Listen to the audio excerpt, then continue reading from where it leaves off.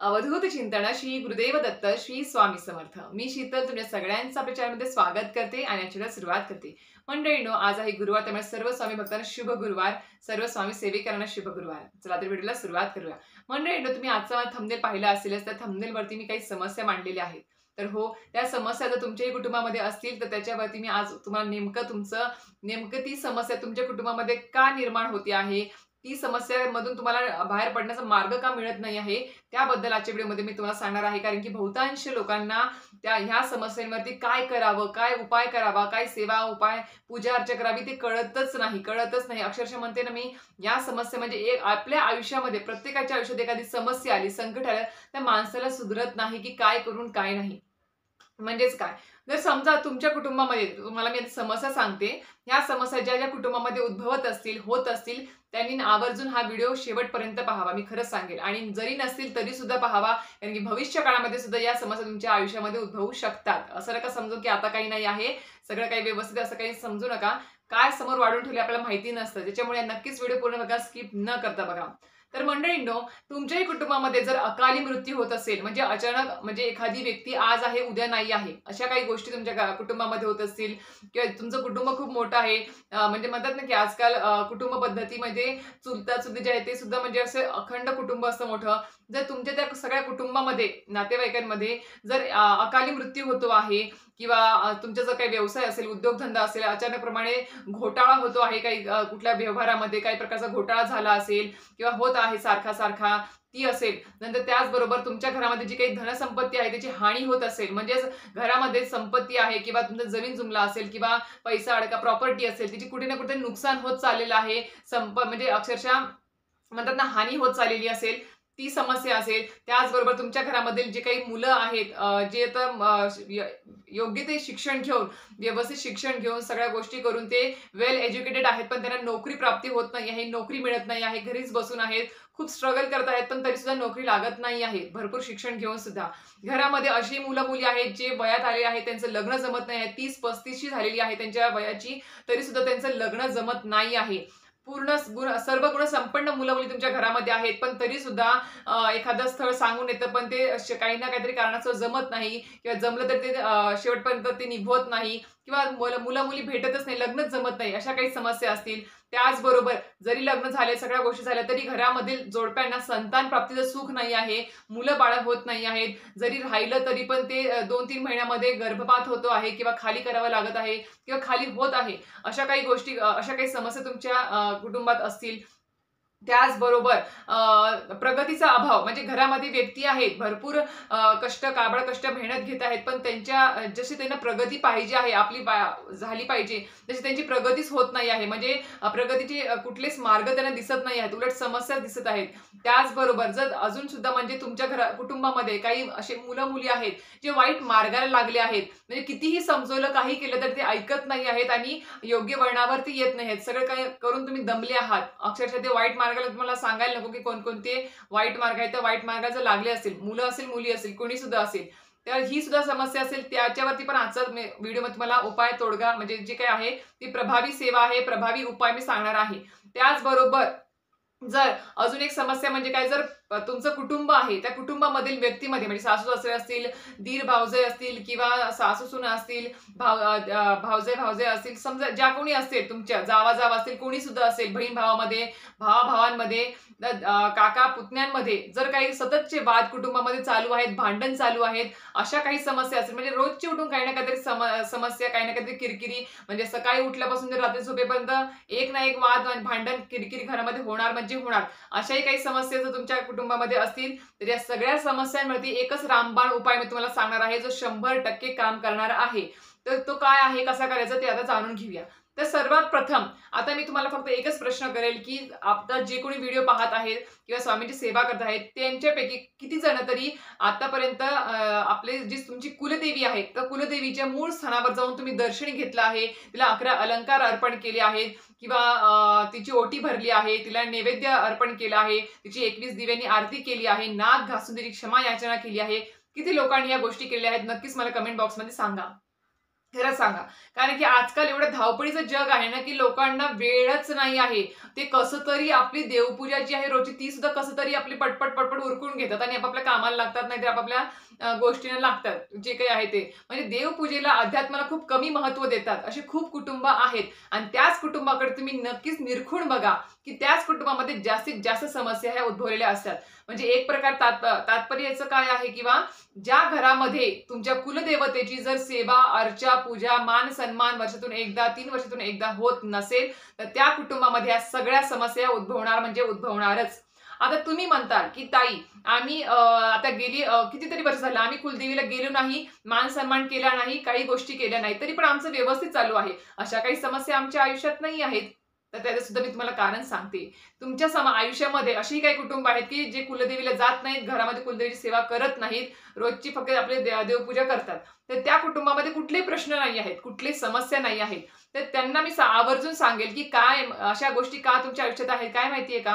की कसं असतं, तुमचे जे पूर्वज गेले आहेत, तुमचे जे पितर म्हणजे जे पूर्वज असेल, तुमचे आजी-आजोबा जे कोणी गेलं आहे, पणजोबा वगैरे, जे आता नाही आहेत, त्यांच्या हातून एवढं देवकार्य, एवढं देवधर्म अन्नदान असेल किंवा दानधर्म असेल, एवढं झालेलं असेल ना, की त्या सगळ्याचं पुण्य तुम्हाला ते लाभत आहे आत्तापर्यंत. त्याच्यामुळे तुमच्या आयुष्यामध्ये कुठलीच समस्या नाही आहे. भले तुम्ही कुलदेवीची सेवा करतायत किंवा नाही करतायत, कुलदेवीच्या मूळ गाभाऱ्यात म्हणजे मूळ स्थानावर जाऊन तिचा मान-सन्मान करतायत किंवा नाही करतायत. म्हणून म्हणजेच एक प्रकारे काय तर तुमच्या पूर्वजांनी जे काही पुण्यकर्म करून ठेवलेलं आहे, दानधर्म असेल, देवधर्म असेल, देवाचं सतत नाम घेतलं असेल, काहीतरी सत्कर्म केलेलं आहे, त्याचं पुण्य तुमच्यासोबत आहे आत्तापर्यंत. म्हणून तुमच्या आयुष्यात कुठलीच समस्या नाही आहे. पण हो, तुम्ही याच्यामुळे भाळून जाऊ नका, की आपल्या आयुष्यात कुठली समस्या नाही आहे. मी कुठलीही सेवा धर्म नाही केला तरी, स्वामींची सेवा नाही केली तरी पण माझ्या आयुष्यात कुठलीच समस्या नाही आहे. सगळं काही व्यवस्थित चालू आहे. तर ह्या गोष्टींनी भाळून जाऊ नका. कारण की कसं असतं, मी मूळ तुम्हाला जे मुख्य गोष्ट ती सांगते याच्यामागे काय आहे.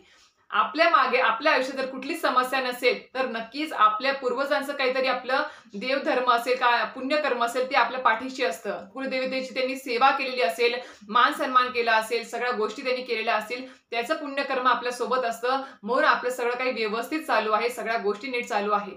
पण मी एकच सांगेल, की हे कधीपर्यंत आपल्यासोबत आहे त्यांचं पुण्यकर्म, आपल्या पूर्वजांचं, तर एक म्हणजे ते गेल्यापासून म्हणजे पूर्वज आपले जे काही आजी-आजोबा असेल, कोणी असेल, ते गेल्यानंतर 6 वर्षापर्यंत कुटुंबामध्ये कुठल्याही समस्या उद्भवत नाहीत. कुठलीच समस्या येत नाही. सगळं छान-छान चालतं, सगळं हॅपी-हॅपी असतं. सगळ्या कुठल्या समस्या नसतात, काही नसतं. पण एकदा ते पूर्वज गेल्यानंतर 6 वर्षानंतर तुमचं ते जे संरक्षण आहे, जे कसं असतं आपण ज्यावेळेस कुलदेवीचा मान-सन्मान करतो, आपण जे काही त्यांची सेवा-अर्चा करतो, पाठ करतो, पोथी वाचतो, मंत्राचा जप करतो कुलदेवीच्या, ती जी काही सेवा असते किंवा वर्षातून एकदा जरी गेलो, तर पुढली 6 वर्ष कुलदेवता आपल्यालाही संरक्षण देत असते, आपल्या कुटुंबाला संरक्षण देत असते. प्रत्येक समस्येमधून, अडचणीमधून आपल्याला बाहेर काढत असते आणि दुसरी गोष्ट म्हणजे यशाचे मार्ग आपल्यासाठी खुले करून ठेवते. आर्थिक जे काही प्रॉब्लेम आहेत ते सुद्धा आपले कमी करते. डोक्यावरचं कर्ज कमी करण्यासाठी मार्ग दाखवते. असं आपलं हे कुलदेवतेचं संरक्षण आपल्यासोबत 6 वर्षापर्यंत असतं. जर आपण या वर्षी केलो आहे, तर पुढले 6 वर्ष कुलदेवतेचं रक्षण आपल्यासोबत असतं, संरक्षण असतं. तर अशा प्रकारे फक्त 6 वर्ष तुमच्या आयुष्यात कुठली समस्या नसणार, पूर्वज तुमचे गेल्यानंतर किंवा ते गेल्यानंतर.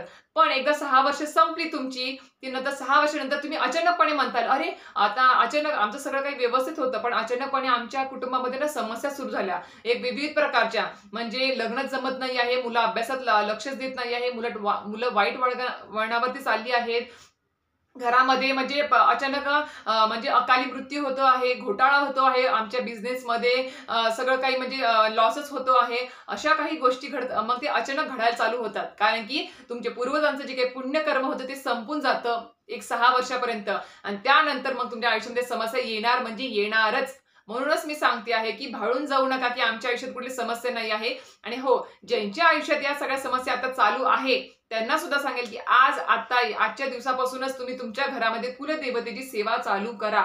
आता रोजच्या रोज कुलदेवतेची काय सेवा करायची ताई आम्ही, की जेणेकरून आमच्याकडून कुलदेवतेची सेवा घडेल. सगळ्यात मेन एक सांगेल मी तुम्हाला, की आधी तुम्ही तुमची कुलदेवता कोणती आहे ती ओळखून घ्या. नसेल माहिती तर जवळच्या स्वामींच्या मठामध्ये जा, केंद्रामध्ये जा. तिथे तुमचं कुळ, गोत्र, आडनाव सांगा. ते तुम्हाला तुमची कुलदेवी कोणती आहे ते सांगतात. हा एक प्रश्न क्लिअर झाला. दुसरी गोष्ट, वर्षातून एकदा किंवा 3 वर्षातून एकदा तरी आपल्या कुलदेवीचा मान सन्मान हा तिच्या मूळ स्थानावर जाऊन झालाच पाहिजे. झालाच पाहिजे.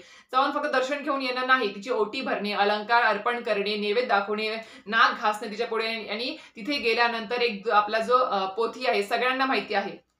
ती पोथी तिथे जाऊन पठण करणे, माळ जप करणे आणि तिथून परत आल्यावरती तिच्या त्या म्हणजे तिथं म्हणजे मान सन्मान करून आपण डायरेक्ट आपल्या घरी यायचं असतं. जे आपलं घर आहे, जिथे आपण राहतो त्या घरी यायचं असतं. कुठेही पै पाहुण्याकडे किंवा कुठेही शेजारी म्हणजे कुठल्याही देवी देवताला किंवा फिरण्याला जाऊ नये. सरळ आपल्या घरी यायचं. कारण की जी मूळ स्थानावर जी ऊर्जा असते ती ऊर्जा घेऊन आपण आपल्या घरी यायचं असतं आणि आल्यानंतर काय करायचं, जो काय तिथून प्रसाद आणला आहे किंवा जे काही नारळ मिळाला आहे ते घेऊन यायचं. मी मागच्या व्हिडिओमध्ये पण सांगितलेलं आहे. ते घेऊन आल्यानंतर तुम्ही तुमच्या स्वइच्छेने मंगळवारी किंवा शुक्रवारी देवीच्या वारी 5-6 विषम संख्येमध्ये तुम्ही कुमारिका किंवा एक सवाष्ण एक कुमारिका जेव घालायचा आहे. त्यांना तुम्ही तृप्त करायचं आहे जेवण करून आणि त्याचबरोबर जी काही सवाष्ण आली असेल तिची ओटी भरायची आहे आणि 21 दिव्यांनी घरी पुरणाचा स्वयंपाक करायचा. 21 दिव्यांनी पुरणाच्या देवीची आरती करायची आणि हो ते प्रसादाचं तुम्हाला ते म्हणजे नारळ फोडायचा आहे जो आपल्याला गाभाऱ्यातून मिळालेला असतो आणि प्रसादाचं पण आपल्याला उद्यापन करायचं असतं. तो प्रसाद इकडे आपण वाटायला सुरुवात करू शकतो.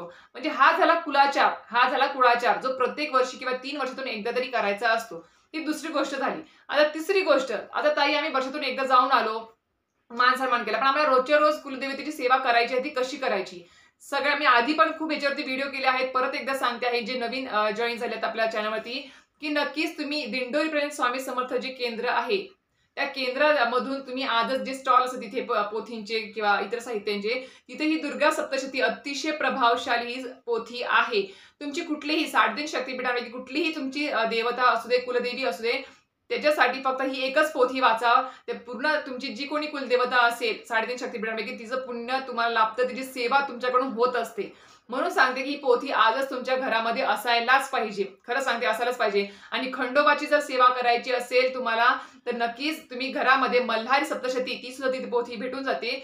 ती घरातल्या जे काही कर्ते पुरुष आहेत त्यांनी पाठ वाचायचा असतो आणि घरातल्या कुलस्त्रीने रोज याचे 2 अध्याय, टोटल याच्यामध्ये 13 अध्याय असतात. 13 अध्यायामधले रोज 2-2 अध्याय वाचायचे आपण. आज म्हणजे मंगळवारी जर आपण चालू केलं वाचायला 2-2 अध्याय असं वाचत जायचं आणि शेवटी एकच अध्याय, तो 13वा अध्याय. तिथे तुमचे 7 दिवसामध्ये तुमचा एक पाठ ह्याचा पूर्ण होऊन जातो. म्हणून सांगेल की रोज आपण कुलदेवीला फक्त अंघोळ घालणे, हळद कुंकू वाहणे एवढंच आपलं काम नाही, तर तिला प्रसन्न करण्यासाठी तुम्हाला तिचं नाम जप मंत्र स्तोत्र पठण करावंच लागणार आहे. कारण की कुठलीही कुलदेवता, कुठलीही देवता असेल, छोट्यातली छोटी मोठ्यातली मोठी सगळे समानच आहेत, पण प्रत्येक देवता ही तिच्या मंत्र स्तोत्र पठण केल्याने तिचा तेव्हाच ती प्रसन्न होत असते. नाही की तुम्ही तिला सोनं चांदी अर्पण केल्याने किंवा कुठले पंचपक्वान्नाचा नैवेद्य दाखवल्याने. फक्त आणि फक्त तिचा मंत्र आणि स्तोत्र तुम्ही वाचा, रोज पोथी वाचा, तिचं नाम जप करा, जय जयकार करा, बघा त्यानेच ती प्रसन्न होते. म्हणून सांगेल की रोज जर कुलदेवतेची सेवा तुमच्या घरात जर झाली तर कुठल्याही प्रकारची समस्या निर्माण होणार नाही, ज्या मी तुम्हाला सुरुवातीला सांगितलेल्या आहेत. मी माझ्या अनुभवानंतर नक्कीच सांगते, खरं सांगते, मी सुद्धा रोज याची पोथीचे 2 अध्याय वाचते म्हणजे वाचते. आमच्या घरामध्ये मी ह्याची वाचते आणि मल्हारी सप्तशती खंडोबाची पोथीचे अध्याय माझे मिस्टर पठण करतात. रोज 2-2 अध्याय किंवा नाही रोज जमले तर रविवारी जो खंडोबाचा वार आहे त्या दिवशी पूर्ण एक पाठ 14 पाठांचा एक पोथी असते मल्हारी सप्तशती, ती पूर्ण ते वाचून घेतात आणि त्या दिवशी उपवास करतात. आणि मी मंगळवारी उपवास करते आपल्या कुलदेवीच्या वारी आणि या पोथीचं माझे 7 दिवसामध्ये एक पाठ पूर्ण होऊन जातो. आणि एवढंच नाही तर आपल्याला रोज, आता तुम्हाला म्हणताल की ताई आम्हाला म्हणजे मी सांगेल की ह्याच्यात काही ऍडजस्टमेंट नाही, रोज 2 अध्याय वाचलेच पाहिजे. आता रोज 2 अध्याय वाचणं शक्य नसेल तर मंगळवारी तरी पूर्ण या पोथीचा एक पाठ पूर्ण वाचा. 1 ते 13 अध्याय रोज पूर्ण पाठ वाचायचा त्या दिवशी आणि उपवास करायचा देवीच्या नावाने, कुलदेवीच्या नावाने. ही एक गोष्ट झाली. त्यानंतर तुम्हाला एक मंत्राचं पठण करायचं आहे, ते म्हणजेच काय की ओम ऐं ह्रीं क्लीं चामुंडाय विच्चे. या मंत्राचं म्हणजे रोज तुमच्या हातून एक माळ जप झालाच पाहिजे. ही जर माळ तुम्ही रोज जपली एक माळ तर नक्कीच तुमची जी कोणी कुलदेवता असेल तिचा जय जयकार तुमच्या हातून होत असतो. म्हणजे म्हणतात ना की या नावामध्येच पूर्ण तिचं रूप आहे. ओम ऐं ह्रीं क्लीं चामुंडाय विच्चे. 3.5 शक्तिपीठांची याच्यामध्ये नावे येतात. तुझा जय जयकार असो असा त्याचा अर्थ आहे या मंत्राचा. त्याच्यामुळे आवर्जून प्रभावशाली मंत्र आहे. आणि अजून एक गोष्ट, ज्यांना कोणाला अजून तुमची कुलदेवता माहिती नाही आहे, कोणती आहे, कन्फ्यूज आहात, तर नक्कीच तुम्ही रोज या मंत्राचं पठण करा. या पोथीचं रोज तुम्ही वाचायला सुरुवात करा, सेवा करा, वाचन करा. बघा तुम्हाला आपोआपच तुम्हाला कळेल किंवा कुठून तरी कळेल की बा तुमची कुलदेवता कोणती आहे ती. कारण की आजकाल खूप जण कुलदेवी सोडून कन्फ्युजनमध्ये आपल्या म्हणजे आई सोडून मावशीचीच पूजा करत आहेत, तिचीच ओटी भरत आहेत.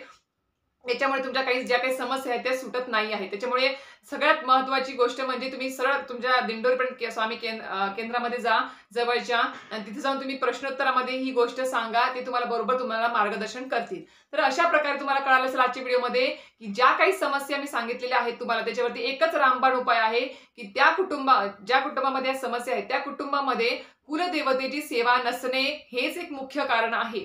त्याच्यामुळे सांगेल की भले आता समस्या नसतील, पण भविष्य काळामध्ये 6 वर्ष संपले, कुलदेवतेचं जे काही संरक्षण आपल्यासोबत आहे, संरक्षण कवच, ते एकदा निघून गेलं म्हणजे आपण सेवा केल्यानंतर किंवा पूर्वजांचं जे काही पुण्यकर्म संपल्यानंतर, त्याच्यानंतर तुमच्या समस्या ह्या चालू होणार म्हणजे होणारच. लिहून घ्या माझ्याकडून. म्हणून आता जागृत व्हा आणि आजपासून आपल्या कुलदेवतेची सेवा रोजच्या रोज घरामध्ये करायला विसरू नका. तर अशा प्रकारे आजचा व्हिडिओ माहिती आवडली असेल तर नक्कीच लाईक, शेअर आणि सबस्क्राईब करायला विसरू नका. श्री स्वामी समर्थ.